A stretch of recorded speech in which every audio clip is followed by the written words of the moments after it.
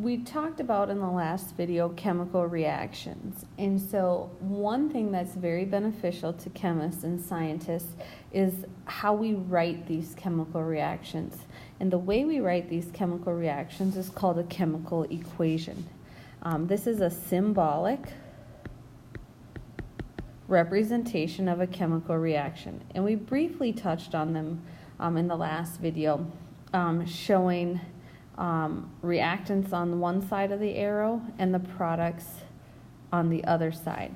And so this chemical equations takes it a little bit into more detail, giving us the symbols of the elements and compounds involved.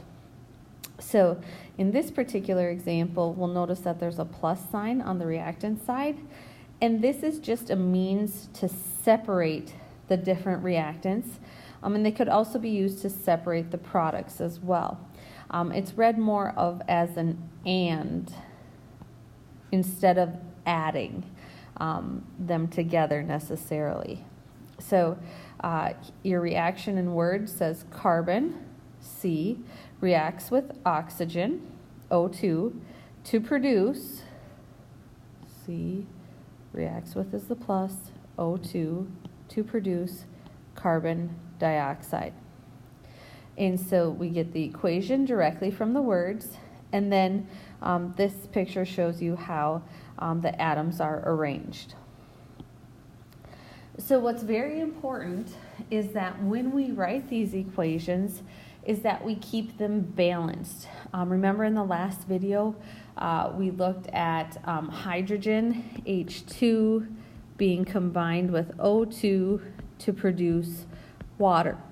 And when we looked at the picture representation of that, we had 4 hydrogen atoms on the reactant side with the 2 oxygen atoms. And on the product side, we also had 4 hydrogen atoms and 2 oxygen atoms. And so we call that balancing chemical equations.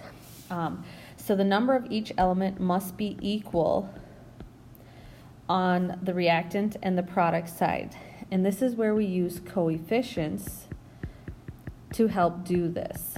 So the coefficients are these larger numbers on the outside of our elements or compounds.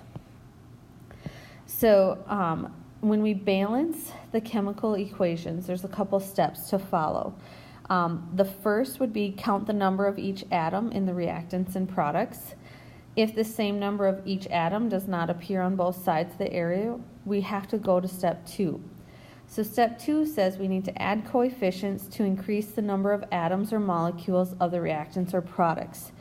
And we have to use the smallest coefficient possible. And so then we have to repeat steps 1 until the equation is balanced. Never ever in this process change the subscripts. The subscripts have to be left alone. You can only manipulate the coefficients. So let's practice this.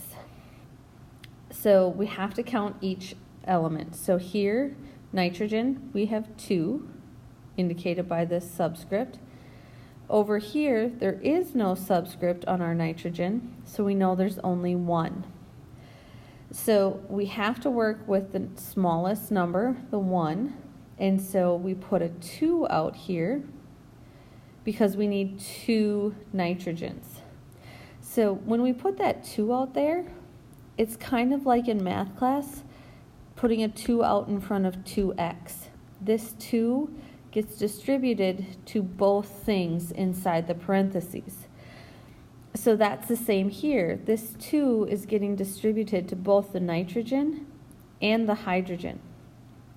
So when we count the hydrogen atoms, we can see on the reactant side that we just have the 2.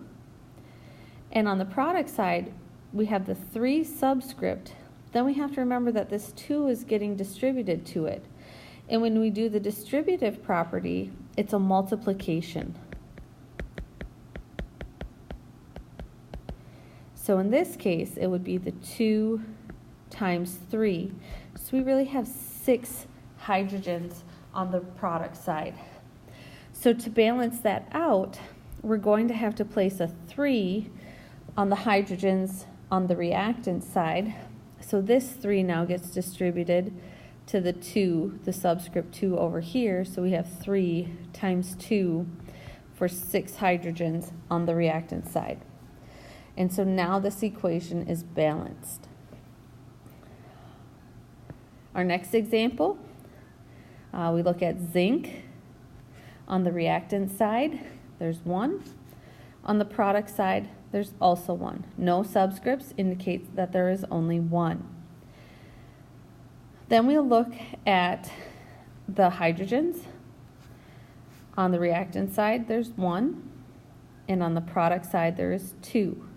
So looking at the smaller number of 1, we'll need to put a 2 out front, so that 2 times the 1 of hydrogen gives us 2 hydrogen atoms.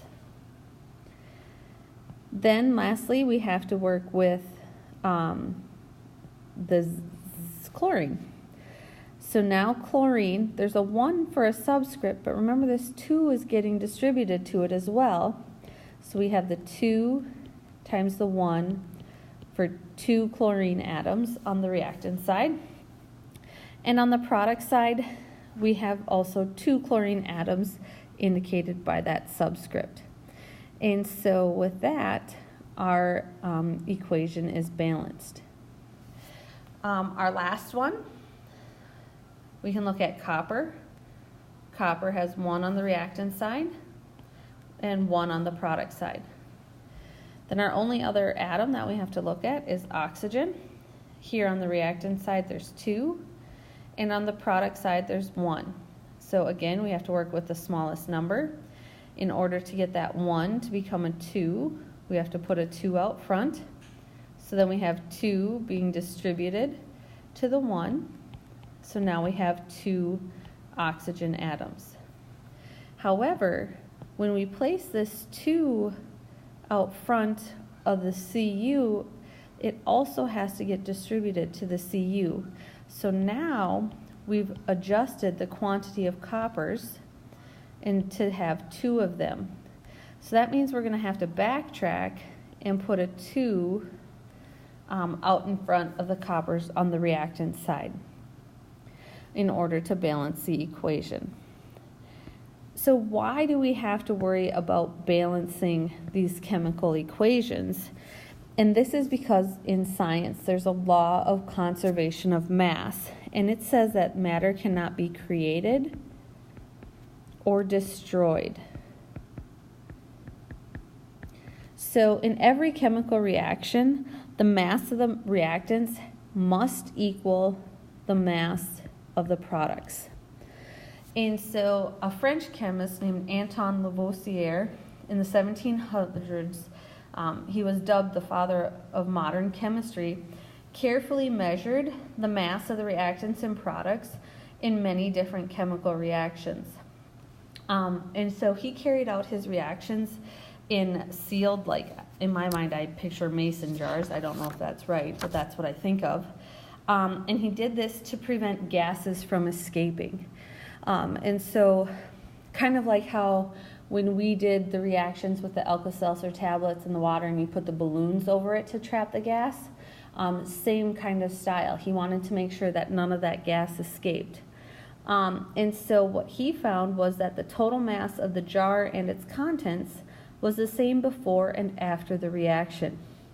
Another side note, because of his work, he also discovered the element oxygen. And if you're interested, you can take a look at the link below to see a little bit more of how his experiments worked.